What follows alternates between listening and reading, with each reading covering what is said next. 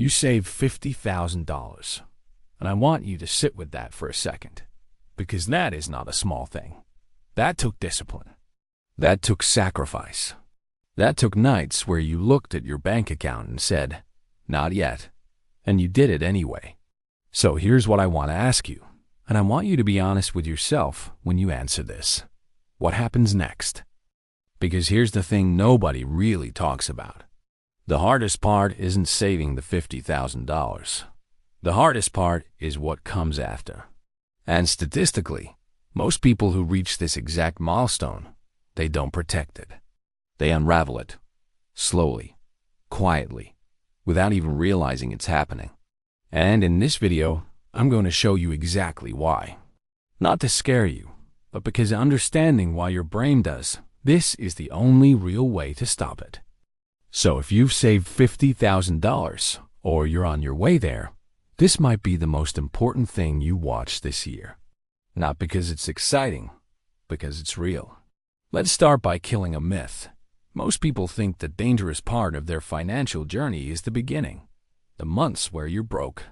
The years where you're barely making it. And yeah, that part is hard. That part takes grit. But here's what almost nobody says out loud. Once you hit a milestone like $50,000, that's when you become the most vulnerable financially. And it has almost nothing to do with your income. It has everything to do with your psychology.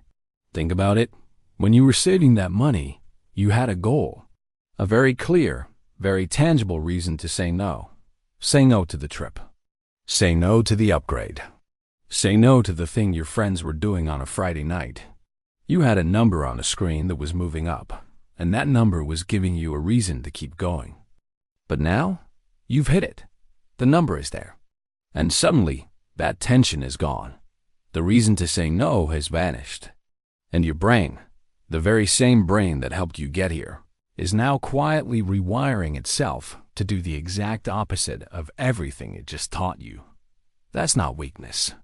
That's not a character flaw. That's biology. And we need to talk about it. Because here's the uncomfortable truth. Reaching $50,000 doesn't mean you've won. It means the real game is just starting. And most people don't even know they're playing. The people who end up truly financially free, they don't just save well. They learn to protect well. And protecting your money requires understanding something that your bank will never teach you. It requires understanding yourself. So let's get into it. Let's talk about what actually happens inside your head when you hit $50,000, because there are specific, documented psychological forces at work here, and if you don't know about them, they will quietly dismantle what you've built. The first one is something called the dopamine drop. When you were working toward your $50,000 goal, your brain was releasing dopamine, not just when you hit the goal, but every single time you made progress toward it. Every time your savings went up by $500. Every time you checked the app and saw the number climbing. That felt good. That was your brain rewarding you for the effort. But here's what's fascinating and also dangerous. Dopamine isn't really about the reward itself. It's about the pursuit, the anticipation, the chase. And once the chase is over, once you've arrived, the dopamine drops significantly. And when dopamine drops, your brain starts looking for a new source of that feeling, something that gives you that same rush. And one of the fastest, easiest ways your brain knows how to get it back? Spending, shopping, upgrading, treating yourself. All of it floods your brain with that same chemical. And because you just spent months or years denying yourself things, that contrast makes the feeling even more intense. You've been saying no for so long that saying yes feels almost euphoric. This isn't a conspiracy. This is just how your reward system works. And it's the first reason why so many people quietly start undoing their savings the moment they hit a milestone. The second force is what psychologists call lifestyle creep. And this one is particularly sneaky because it doesn't happen all at once. It happens in tiny, almost invisible steps. A slightly nicer apartment, a few more dinners out per week, A subscription here, a new phone plan there. None of these things feel like a big decision. None of them feel like you're blowing your savings. But they are. They're reshaping your monthly expenses in a way that makes it almost impossible to save at the same rate you were saving before. And the cruel part is, it feels completely justified. Because $50,000 in the bank feels like a cushion. It feels like permission. It feels like, I've earned this. I deserve a little more comfort now. And maybe you do deserve comfort.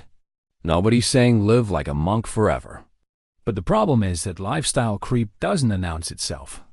It doesn't send you an email saying, hey, by the way, your monthly expenses just quietly went up $800. It just happens. And by the time you notice, the money is already gone. The third force is what's sometimes called the hedonic treadmill. This is a concept from psychology that says, no matter how much we upgrade our life, we adapt. We return to our baseline level of happiness. That new apartment that felt amazing in month 1? By month 4, it's just normal. That car upgrade? You stop noticing it. So what does your brain do? It looks for the next upgrade. The next thing that will make you feel that spark again. And this cycle, it doesn't stop. It just keeps moving the finish line further and further ahead. And your money? It's just fuel for that treadmill. And then there's the fourth force, and this one hits different. It's social. When you have $50,000 in the bank, something shifts in how you see yourself.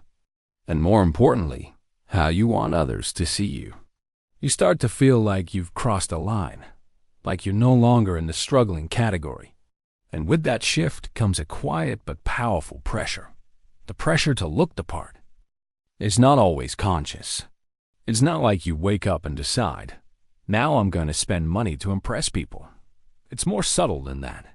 It's the feeling that you should be eating at nicer places, that you should be wearing certain things, that your life should match the number in your account. A 2019 survey found that roughly 35% of Americans admitted to spending more than they could actually afford, specifically to keep up with friends and social expectations. 35%. That's not a small number. And it gets worse when you actually have money to spend, because the temptation becomes real. It's no longer hypothetical. So here's where we are. You saved $50,000, and your brain, the same brain that got you there, is now quietly working against you through dopamine withdrawal, lifestyle creep, hedonic adaptation, and social pressure, all at the same time, all without making a sound. And if you're not aware of these forces, you won't even feel them coming. Okay, so I just told you 4 ways your brain is trying to sabotage you. That might feel a little heavy, but here's where I want to shift this conversation. Because the goal isn't to become paranoid about money. The goal isn't to white-knuckle your way through life, terrified of spending a single dollar. That's not sustainable. And honestly, that's not living. The real shift, the one that actually protects your $50,000, is this. Stop thinking of saving as a destination. Start thinking of it as a system. Here's what I mean. When your goal was to reach $50,000, saving felt like a race with a finish line. And once you crossed it, the race was over. But the people who actually build lasting wealth, they don't think in finish lines. They think in processes. They build a system that runs whether they're motivated or not. A system that doesn't depend on willpower. Because here's the truth about willpower. It's one of the most unreliable resources you have. It goes up and down. It depends on your mood, your sleep, your stress level, how your week is going. If your financial plan depends on you waking up every morning and choosing to be disciplined, you will eventually fail. Not because you're weak, because you're human. The shift isn't about trying harder. It's about designing your environment so that the right financial decisions happen almost automatically. So that your $50,000 is protected not by your willpower, but by structure. And when you make that shift, when money goes from being something you have to think about to something your system handles, something interesting happens. The anxiety around money starts to quiet, not because you have a lot of money, but because you trust the process. You trust that your money is working for you, not just sitting there waiting to be spent. That's the real turning point. Not reaching $50,000. Understanding that reaching $50,000 is just the beginning of building something that lasts. So what does this actually look like in practice? Not in theory, not in some idealized version of your life. In your life, right now. The first thing, and this is probably the most important, is to automate before you decide anything else. The moment money hits your account, a portion of it should be moving somewhere else automatically, into an investment account, into a separate savings account, into whatever vehicle makes sense for you. The point isn't the specific account. The point is that the money leaves before you have a chance to think about spending it. If you can see it, you will eventually spend it. Human beings are not built to resist what's in front of them. So remove the choice entirely. The second thing is to actually give yourself permission to spend, but in a structured way. This is important. I'm not saying live on nothing. I'm saying create a specific amount, a real number, that is your guilt-free spending money each month. Something you've consciously decided is okay to enjoy. Because here's the thing. If you don't give yourself that release valve, the pressure builds. And when the pressure builds, it usually explodes in a way that's way more expensive than a quiet plan treat would have been. So the budget isn't just about restriction. It's about protection. The spending you plan for is the spending that doesn't destroy your savings. The third thing is to replace the dopamine chase with something else. This sounds vague, but it's actually practical. When you notice that itch, that feeling of wanting to buy something, not because you need it, but because it feels good, pause and ask yourself one question. Am I buying this because I want the thing or because I want the feeling? Most of the time, the answer is the feeling. And if it's the feeling, there are other ways to get it. Exercise, time with people you actually enjoy being around, learning something new, progress toward a new goal. These things trigger the same reward pathways in your brain. They're not as instant as clicking buy now, but they last so much longer. And they don't cost you $200 every time. The fourth thing is to set a new goal. Because remember, your dopamine system runs on pursuit. If the chase is over, the brain gets restless. So don't let the chase be over. $50,000 was a milestone. Great one. Now what's next? What does $75,000 look like? What does financial independence look like for you? Give your brain a new direction to run in. Because if you don't, it will find one on its own, and it usually finds it at the mall. And the fifth thing, and this one is quiet but powerful, is to pay attention to the people you spend time with. Not to judge them, but to notice the influence they have on you. Because research consistently shows that our spending habits are heavily shaped by the people in our immediate circle. If everyone around you is upgrading their lifestyle right now, you will feel that pressure whether you want to or not. It doesn't mean you need to cut people out of your life. It just means being aware of the pull. Awareness is the first defense against it. None of these things are about being extreme. None of them are about suffering. They're about being strategic with a resource you worked incredibly hard to build. And that's not restriction.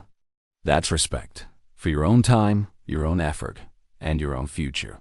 So let me leave you with this. You saved $50,000, and that says something real about who you are. It says you have the ability to delay gratification. It says you have the ability to keep going when it's hard. Those are rare qualities. Genuinely rare. But saving was just the first chapter. Protecting what you've built. That's the chapter that actually determines where your life goes from here. And here's the thing I want you to hold on to. You don't have to be perfect at this. You don't have to never make a mistake. You just have to be aware. Aware of the patterns. aware of the pressure, aware that your brain is going to try to pull you back toward comfort and spending and all the things that feel good right now. Once you see it, really see it, you have the power to make a different choice. Not every single time, but enough times that it matters. And over months and over years, those choices compound, just like money does. Progress beats perfection. Always does, so take care of that $50,000. Not because money is everything, but because what that money represents, your freedom, your options, your future, that's everything. If this video helped you see your situation a little differently, I genuinely appreciate it if you hit that subscribe button. And if you found value here, like the video. It helps more people find this kind of content. People who are right where you were, just starting to figure this stuff out. Take care of yourself. I'll see you in the next one.